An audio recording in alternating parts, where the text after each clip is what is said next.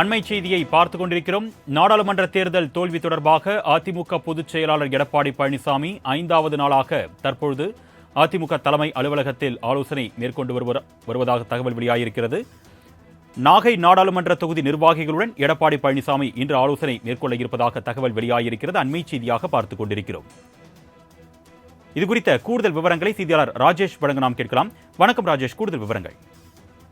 அருணேஷ், மக்களவை தேர்தலில் அதிமுக கூட்டணி தோல்வியை சந்தித்தது. கிட்டத்தட்ட 7 இடங்களில் அவர்கள் டெபாசிட் இழந்தார்கள்.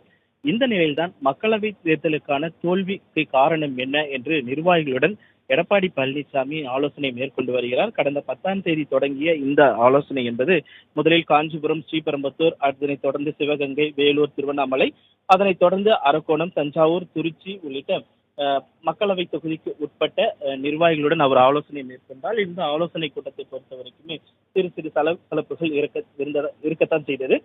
தொடர்ந்து தஞ்சையை பொறுத்த வரைக்குமே சசிகலாவை சேர்ப்பது குறித்த ஒரு சலசலப்பு எழுந்தது. அப்பொழுது சசிகலா, டிடிவி தினகரன், ஓபிஎஸ் உட்பட யாருக்கும் இடமில்லை என்று திட்டவட்டமாக இபிஎஸ் தெரிவித்ததாக தகவல் வெளியாகியது. அதையடுத்து மதுரை ஆலோசனை கூட்டத்தின் போது நிர்வாகிகள் முறையாக செயல்படவில்லை என்று நேரடியாகவே எடப்பாடி பழனிசாமி செல்லூர் ராஜை பார்த்து குற்றம் சாட்டியதாக தகவல் வெளியாகியிருந்தது.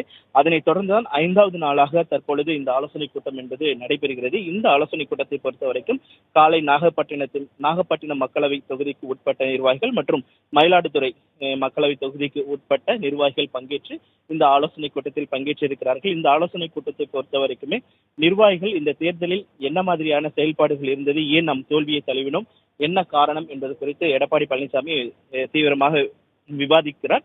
அதனைத் தொடர்ந்து அவர் நிர்வாகிகளுக்கு பல்வேறு ஆலோசனைகளை கோர இருப்பதாக தகவல் வெளியாகி இருக்கிறது. 2026ஆம் ஆண்டு சட்டமன்ற தேர்தலில் நிர்வாகிகள் எவ்வாறு செயல்பட வேண்டும் உள்ளிட்ட பல அறிவுரைகளை அவர் வழங்கியுள்ளதாக தகவல் வெளியாகி இருக்கிறது. அருணேஷ், விவரங்களுக்கு நன்றி ராஜேஷ்.